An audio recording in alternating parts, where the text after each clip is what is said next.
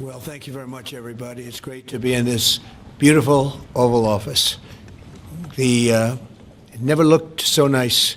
We're getting great compliments, and you see outside how that's come out. It's been great. We make a lot of improvements to the White House, and we're doing that. One of the things you should be looking at is the Palm Court, because that's been totally redone. So we like to preserve and make better the White House, and that's really what's happened, and we're getting tremendous reviews, and we appreciate it.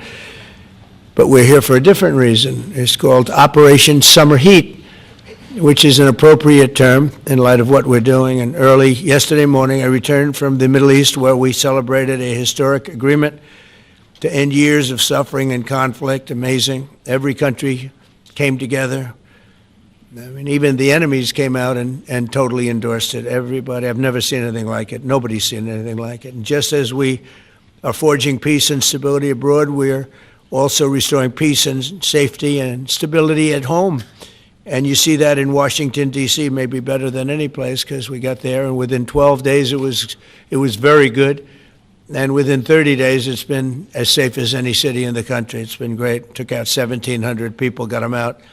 These are career criminals in many cases, and people that shouldn't have been allowed in by the Biden administration. Historically, the summer months have been a time when violent crime soar, as you know, but not under President Trump. Today, we're announcing the results of a sweeping law enforcement effort known as Operation Summer Heat. We were in many cities that people didn't know about. We kept it a little quiet, and it had a big impact, and you'll hear that in a second. But over the past few months, FBI offices in all 50 states made crushing violent crime a top enforcement priority. That's what they did, rounding up and arresting thousands of the most violent and dangerous criminals. And these are among the most dangerous and violent people in the world. They were allowed, in many cases, not in all cases, but in many cases they were allowed in by a very foolish, actually stupid, open border policy. Just anybody could have come in. They emptied out their jails, their prisons, their mental institutions. They emptied them into our country. And the people behind me have done an incredible job, because if we didn't have that administration, it would have been so much easier. They allowed millions of people in this country that shouldn't have been allowed, including over 11,000 murderers, half of whom murdered more than one person. And many of them are gone now, or they're put in prison, because we don't want to have them come back. So we literally put them in our prison, which we don't want to do. But we bring them back to their countries. Working with state and local partners, the F.B.I. arrested over 8,000 violent criminals during the course of this period. In major cities like in New Orleans, Nashville, we saw a 250% increase in arrests. And we really went after the bad ones. These include 725 individuals wanted for violent crimes against children and murderers. These arrests are in addition to the work of our historic federal task forces that make D.C. Safe Task Force has been unbelievable. I mean, the job they've done, it's incredible. And it's been so nice, because so many people, they're going out to dinner and they're having dinners. They didn't go out for 4 years. And now they're going out 3 times a week.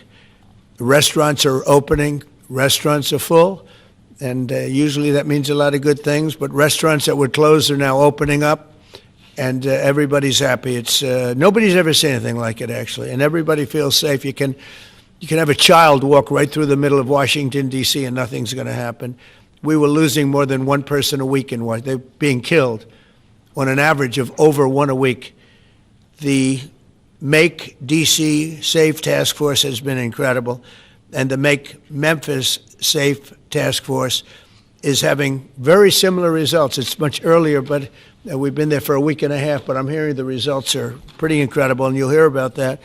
They're mobilizing more than 20 federal agencies for the largest law enforcement operation targeting violent criminals in American history.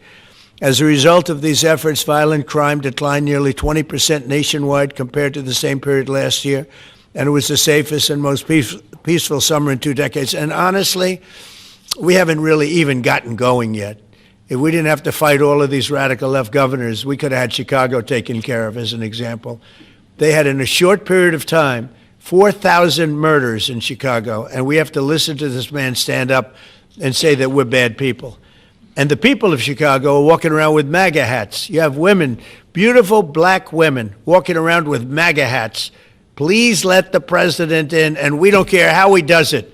They're not interested in National Guard or Army, Navy, bring them in. Marines, bring in the Marines.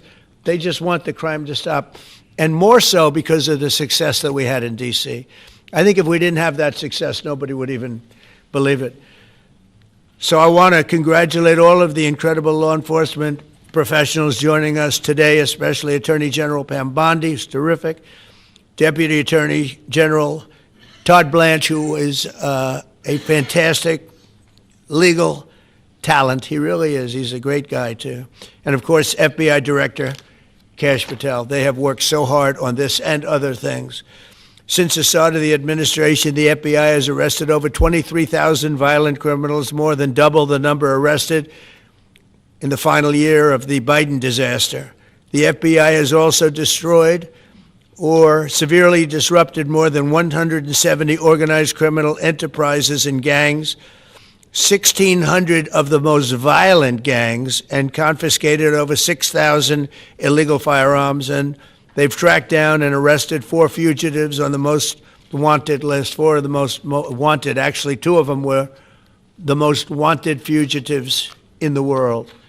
There's still much more work to be done, which is why the FBI continues to work alongside the Department of Justice, the Department of Homeland Security, and the Department of War to defend. And Pete Hegseth has been fantastic, by the way, on this too, on other things, but on this too, to defend law and order and combat violent crime, arrest illegal aliens, and make American cities the safest in the world. And when I campaigned, I talked about crime, but I never knew that we were going to get into it like we did. You know, I mean, I used to watch these cities with the murders.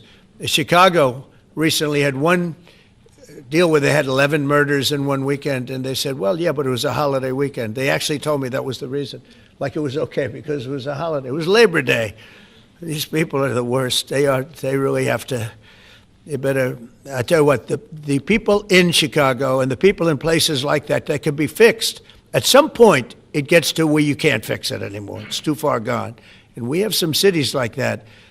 But these are great cities that can be fixed. I'm going to be strongly recommending, at the request of government officials, which is always nice, that you start looking at San Francisco. I think we can make San Francisco. There's one of our great cities 10 years ago, 15 years ago, and now it's a mess. And we have great support in San Francisco, so I'd like to recommend that for inclusion, maybe in your next group. You'll get great support. Every American deserves to live in a community where they're not afraid of being mugged, murdered, robbed, raped, assaulted, or shot. And that's exactly what our administration is working to deliver. I didn't realize I was going to make this such a big factor in the administration. I didn't really campaign. I campaigned on crime, but I never thought we'd go into every city and take a really safe city that we've all been living with for years and make them safe. And now it's like a passion for me, and it's a passion for the people behind me. So I didn't get elected. I did get elected for crime, but I didn't get elected for what we're doing. This is many, many steps above it. I want to thank Stephen Miller, who's right back in the audience right there. I'd love to have him. I love watching him on television. I'd love to have him come up and explain his true feelings, but maybe not his truest feelings. That might be going a little bit too far.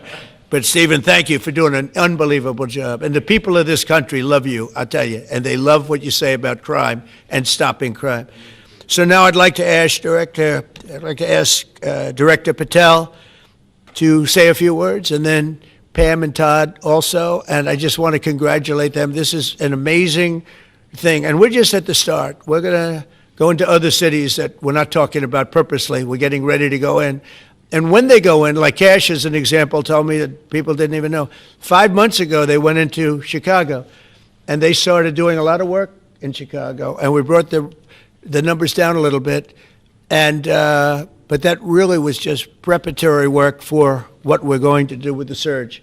We're going to have a surge of strong, good people, patriots, and they're going to go in, they straighten it all out. So a lot of these cities we're already working on, but we don't do it with a big flavor. But in a little while, you're going to see some numbers that you're not going to believe. And I think you'll probably start with Memphis, because I'm hearing the numbers are much quicker than we even thought possible. But again, D.C. it speaks for itself. Chicago is going to be okay. We're going to save Chicago. And I told you, and I told them, a very respected man, the head of the Union Pacific, said, "Sir, save Chicago. It can be saved." And the way he said it, it was like, can you believe it? We're trying to save Chicago. But I understood exactly what he wants, and that's what we're going to do. We're going to save all of our cities, and we're going to make them essentially crime-free, like other countries have crime-free. If you go all over the world, you go to the world, you hear Afghanistan and you hear all these different places. Our crime in certain cities is worse than anything they can even imagine. And we're not going to have that any longer. It's going to stop, and it stops right here. Kash, please. Thank you, Mr. President. What I'd like to do is just highlight some of the outstanding work that the